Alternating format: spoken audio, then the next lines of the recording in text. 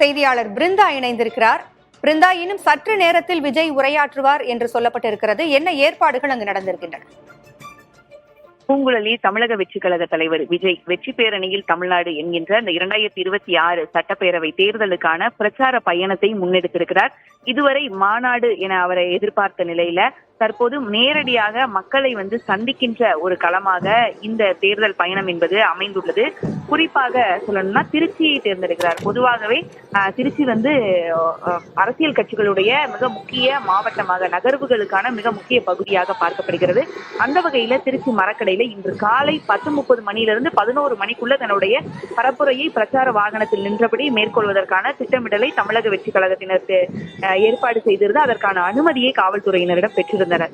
ஆனால் திருச்சி விமான நிலையத்துல தமிழக வெற்றி கழக தலைவர் ஒரு 9:45 மணி அளவில் இறங்கிய பிறகு அந்த பிரச்சார வாகனத்தில் ஏறிய போது காவல்துறையினருடைய தடுப்புகளை எல்லாம் கடந்து தொண்டர்கள் அந்த பிரச்சார வாகனத்தை சூழ்ந்து கொள்ள தொடங்கினார். அப்போது தொடங்கின விஷயம் ஒண்ணுதான், இப்போ வரைக்கும் அந்த போக்குவரத்து நெரிசல் என்பது குறைந்த பாடில்லை. குறிப்பா சொல்லணும்னா திருச்சி விமான நிலையத்திலிருந்து டிவிஎஸ் டோல்கேட் பகுதிக்கு 5 கிலோமீட்டர். இந்த 5 கிலோமீட்டரை விஜயனுடைய பிரச்சார வாகனம் கடப்பதற்கு 3 மணி நேரம் எடுத்துக்கொண்டது. எறும்பு போல ஒருவர் சாலையில் நடந்து செல்லும் போது என்ன வேகத்தில் நடக்குமோ அந்த நடந்து போற தூரத்துலதான் அந்த வாகனம் என்பது நகர்ந்து வந்தது. காரணம், அந்த வாகனத்தை சூழ்ந்து கொண்டது தொண்டர்கள் மட்டுமல்ல, ரசிகர்கள், அப்பகுதியை சேர்ந்த குடியிருப்பு வாசிகள், பொதுமக்கள், குழந்தைகள், பெண்கள் என பலரும் சாலையின் இரு மருங்கிலும் தடுப்புகளின் நடுவேயும் நின்று கொண்டு விஜய்க்கு ஒரு ஆரவாரமான உற்சாகமான, நம்மளுடைய பகுதிக்கு ஒருத்தர் வராருன்னா அவர் ஒரு கட்சியின் தலைவர் என்பதையும், ஒரு நடிகர், ஒரு முன்னணி நடிகராக இருந்தவர் என்பதன் காரணமாகவும் இவ்வளவு காலமாக திரையில் பார்த்த அவரை நேர்ல பார்க்க ஒரு வாய்ப்பு கிடைக்குது அப்படிங்கிற ஒரு ஆர்வ மிகுதியினால ஏராளமான தொண்டர்கள் திருச்சி மாவட்டத்துல கொளுத்துகின்ற அந்த வெயிலையும் பொருட்படுத்தாமல் அப்படியே படையெடுத்து அந்த வாகனத்தோட வந்தாங்க. இதன் காரணமாக பிரச்சார வாகனம் காவல்துறை திட்டமிட்டதை கடந்து, தமிழக வெற்றி கழகத்தினர் திட்டமிட்டதை எல்லாம் கடந்து கிட்டத்தட்ட 3 மணி நேரம் 4 மணி நேரத்திற்கு மேல மெல்ல மெல்ல ஊர்ந்து திருச்சி விமான நிலையத்திலிருந்து தற்போது விஜய் பிரச்சாரம் மேற்கொள்கின்ற இந்த மரக்கடை எம்ஜிஆர் சிலை என்பது ஒரு 8.5 கிலோமீட்டர். இந்த 8.5 கிலோமீட்டர் தூரத்தை தற்போதுதான் வந்தடைந்திருக்கிறது. காலையில் 9:45 மணி அளவுல தொடங்கிய இந்த பிரச்சார பயணமே கிட்டத்தட்ட 2:20க்கு தான் சேர்ந்திருக்காங்க. ஏற்கனவே காவல்துறை தரப்புல விஜய் பிரச்சார வாகனத்துல நின்றபடி ரோட் ஷோ நடத்தக்கூடாது என அறிவுறுத்தல் வழங்கப்பட்டிருந்தது. ஆனால் ரோட் ஷோவை எல்லாம் கடந்து இது மிகப்பெரிய பிரம்மாண்ட ஒரு ஊர்வல மாதிரியான ஒரு சூழலே ஏற்பட்டு விட்டது என்றே சொல்லலாம். 5000த்திற்கும் மேற்பட்ட வாகனங்கள் இந்த பிரச்சார வாகனத்தை பின்தொடர்ந்து தற்போது மரக்கடையில சங்கமித்திருக்கிறது. இந்த மரக்கடையில எம்ஜிஆர் சிலை முன்புதான் தமிழக வெற்றி கழக தலைவர் விஜய் இன்னும் சற்று நேரத்துல உரையாற்ற இருக்கிறார். இதற்காக காலையில் இருந்தே திருச்சி மாவட்டத்தின் பல்வேறு சட்டமன்ற தொகுதிகளிலும் இருந்து தமிழக வெற்றி கழகத்தினுடைய நிர்வாகிகள் தரப்பிலிருந்து தொண்டர்களும் பொதுமக்களும் அழைத்து வரப்பட்டிருந்திருக்காங்க. அவங்க எல்லாருமே இந்த இடத்துலதான் நிக்கிறாங்க. ஏற்கனவே விஜயை தொடர்ந்து வரக்கூடிய தொண்டர்கள், ரசிகர்கள், ஏற்கனவே இங்கு காத்திருக்கக்கூடியவர்கள் என கிட்டத்தட்ட பல்லாயிரக்கணக்கானோர் இந்த பரப்புரை மேற்கொள்ளும் இடத்துல குவிந்திருக்கிறார்கள். இதில் விஜய் என்ன பேச போகிறார் என்பதுதான் எல்லோருடைய ஒரு எதிர்பார்ப்பாக அமைந்துள்ளது. குறிப்பாக பிரச்சார மேடை எதுவும் அமைக்காமல் பிரச்சார வாகனத்தில் நின்றபடி விஜய் பேச வேண்டும் என்ற நிபந்தனையை காவல்துறையினர் வழங்கியிருந்தாங்க. ஆம்புலன்ஸ், தீயணைப்பு வாகனங்களுக்கு முறையான வழிவிட வேணும். அது இல்லாம வாகனங்களை நிறுத்துவதற்கான பல்வேறு நிபந்தனைகள் என்பது விதிக்கப்பட்டது.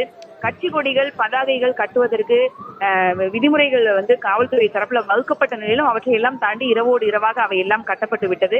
இந்த மாதிரியான ஒரு சூழல்ல பொதுவா பூங்குழலி மாநாட்டுல பேசும்பொழுது அரசியல் கட்சிகளுடைய நடைமுறைகளையும் செயல்பாடுகளையும் விமர்சித்து பேசிய விஜய் இப்படி ஒரு மாவட்டத்தை சார்ந்த மக்களை சந்திக்க வரும் பொழுது, ஒரு குறிப்பிட்ட தொகுதியில பிரச்சாரம் மேற்கொள்ளும் பொழுது அந்த தொகுதி சார்ந்து, அந்த மாவட்ட மக்களின் நலன் சார்ந்து பேசுவார் என்ற எதிர்பார்ப்பு காலை முதலே தொற்றிக் கொண்டிருக்கிறது என்றே சொல்லலாம். தமிழக வெற்றி கழகத்தினுடைய நிர்வாகிகளும் அவருடைய பேச்சுல பல விஷயங்கள் குறிப்பிட்டு அந்த பகுதி மக்களுக்கானதாக இருக்க வாய்ப்புள்ளதாக தெரிவித்திருந்தார்கள்.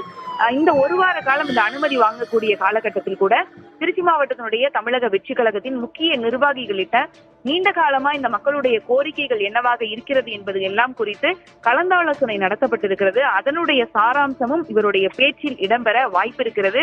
எது எப்படியோ இந்த பரப்புரை, இந்த அரை மணி நேரம் அவர் பேசுகிறார், இவற்றை எல்லாம் கடந்து விஜய் விமான நிலையத்திலிருந்து இந்த பரப்புரைக்கு வருவதற்காக எடுத்துக்கொண்ட நேரமும், அப்போது தொண்டர்கள் நடந்து கொண்ட விதமும், இவ்வளவு கூட்ட நெரிசல் என்பது யாருமே எதிர்பாராத ஒன்றாக அமைந்திருக்கிறது. கூட்டம் வரும், ஒரு 1000 பேர் இங்க நிறுத்த அனுமதியின் காவல்துறை தரட்ட தமிழக வெற்றி கழகத்தினர் தெரிவித்திருந்த போதிலும் அதையெல்லாம் தாண்டி அவர்களுடைய எதிர்பார்ப்பையும் தாண்டி காவல்துறையினருடைய திட்டமிடலை எல்லாம் தாண்டி கூட்ட நெரிசல் என்பது அதிகரித்திருக்கிறது. திருச்சி மாநகரம் முழுவதுமே போக்குவரத்து நெரிசலால ஸ்தம்பித்திருக்கிறது. இது எல்லாமே இவருடைய அரசியல் ஆதரவா மாறுமா என்பதையெல்லாம் நாம் பொறுத்திருந்து பார்க்க வேண்டியதா இருக்கு. ஏன்னா அடுத்தடுத்த மாவட்டங்களுக்கு இவர் பிரச்சாரம் மேற்கொள்ள இருக்கிறார்.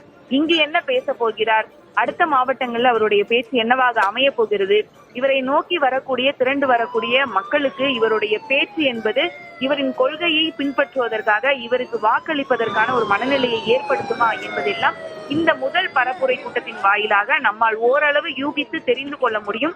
என்ற போதிலும் இந்த அனுமதி வழங்கப்பட்டதுக்கே இவ்வளவு திட்டமிடல், ஒரு வார காலம் 23 நிபந்தனைகள் விதிக்கப்பட்டு அனுமதி வழங்கப்பட்ட போதிலுமே இவ்வளவு கூட்ட நெரிசல் ஒரு நாள் முழுவதும் இன்னும் 4 இடம் இருக்கு. அரியலூர், குன்னம், பெரம்பலூர் இருக்கிறது. ஆனால் முதல் இடத்திற்கே 3 மணி ஆயிடுச்சு. இதை முடிச்சுட்டு இவர் வெளியில போகவே அரியலூர் போய் சேர 5 மணி ஆகும்னு எடுத்துக்கொள்ளும் பொழுது அடுத்தடுத்த மாவட்டங்கள்ல தமிழக வெற்றி கழகத்தினர் இது போன்ற பரப்புரைக்கு அனுமதி கேட்கும் பொழுது காவல்துறையினர் எவ்வாறு அனுமதி வழங்க போகிறார்கள், அனுமதி கிடைப்பதில் சிக்கல் ஏற்படுமா என்பதையெல்லாம் நாம் பொறுத்திருந்து பார்க்க வேண்டிய சூழல் இருக்கிறது. எனினும் திருச்சி மாநகர காவல்துறை காலையில விட்டதை இப்ப நம்ம பிடிச்சிடணும் அப்படிங்கிற ஒரு மனநிலையோட விமான நிலையத்திலிருந்து மரக்கடை வரை போக்குவரத்து நெரிசலை கட்டுப்படுத்த முடியாத போதிலும் இந்த மரக்கடையில பிரச்சாரம் முடித்துவிட்டு காந்தி மார்க்கெட் வழியாக திருச்சி சென்னை தேசிய நெடுஞ்சாலையை பிடித்து அரியலூர் செல்ல திட்டமிட்டிருக்கின்ற அந்த விஜயனுடைய பாதையில மீண்டும் போக்குவரத்து நெரிசல் ஏற்பட்டு பொதுமக்களுக்கு இடையூறு ஏற்பட்டுவிடக் கூடாது என்கின்ற ஒரு முன்னெச்சரிக்கை நடவடிக்கையாக திருச்சி தஞ்சை தேசிய நெடுஞ்சாலையில பால் பண்ணை வழியே அந்த மரக்கடை நோக்கி வரக்கூடிய வாகனங்களை தடுத்திருக்கிறார்கள். அதே போல மரக்கடையிலிருந்து பால் பண்ணை நோக்கி செல்லும் வாகனங்கள், இந்த சாலை முழுவதுமே காவல்துறையினர் லாக் பண்ணி எந்த ஒரு வாகனங்களையுமே உள்ள விடல. இது ஒரு வர்த்தக மையம் என்ற போதிலுமே இந்த பகுதியில வாகனங்களை நிறுத்தினா மட்டும்தான் விஜய் பிரச்சாரம் முடிச்ச கையோட தொந்தரவு இல்லாம ஒரு 1/4 மணி நேரத்துக்குள்ள இந்த இடத்த விட்டு வெளியில அனுப்புறதுக்கான திட்டம் என்னவோ அதை காவல்துறையினர் இது பண்ணி எல்லா வாகனங்களுக்குமே கட்டுப்பாடுகளை விதித்து தடுப்புகளை இது பண்ணியிருக்காங்க. இதனால இந்த காந்தி மார்க்கெட் பகுதி முழுவதும், அதாவது விஜய் பிரச்சாரம் செய்யக்கூடிய இடத்துல இருந்து ஒரு 500 மீட்டர் தள்ளி இருக்கக்கூடிய பகுதி முழுவதும் வெறிச்சோடிய நிலை இருக்கிறது. காவல்துறை விஜய் பிரச்சாரத்தை முடித்த பிறகு அவருடைய வாகனத்தையும் ஒரு 5-6 வாகனம் அவருடன் சேர்ந்த நிர்வாகிகளுடைய வாகனத்தை மட்டும் அனுப்பிவிட்டு மீதமுள்ள அனைத்து வாகனங்களையும் டிவிஎஸ் டோல்கேட்ல எப்படி தடுப்பு அமைத்து தொண்டர்களை எல்லாம் அங்கு கொஞ்ச நேரம் நிறுத்தி வச்சுட்டு அனுப்பிச்சதுனாலதான் இப்ப கொஞ்சம் போக்குவரத்து நெரிசல் ஃப்ரீயா இருக்கு.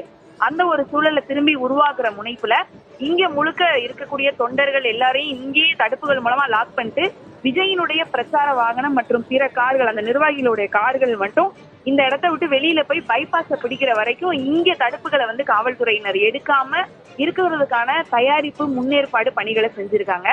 இப்படியா பிரச்சார களத்திற்கு வந்துள்ள தமிழக வெற்றி கழக தலைவர் விஜய் ஒரு புறம் என்ன பேசுவார் என்ற ஆவலும், மற்றொரு புறம் அவரை காண வேண்டும் என்கின்ற ஆவல் தொண்டர்கள் மத்தியிலும், இன்னொரு பக்கம் இதனையெல்லாம் கடந்து இந்த நிகழ்ச்சியை முடித்துவிட்டு விஜய் திருச்சியை விட்டு வெளியே செல்லும் வரை போக்குவரத்து நெரிசலை சீர் செய்ய வேண்டும் என்ற ஒரு சவாலும் காவல்துறைக்கு எழுந்திருக்கிறது. இந்த மாதிரியான ஒரு சூழல் தான் திருச்சி மரக்கடை பகுதியில தற்போது நிலை இருக்கு. இன்னும் சற்று நேரத்துல விஜய் தன்னுடைய தேர்தல் பரப்புரையை திருச்சி மரக்கடை எம்ஜிஆர் சிலை முன்பு தொடங்க உள்ளார் பூங்குழலி.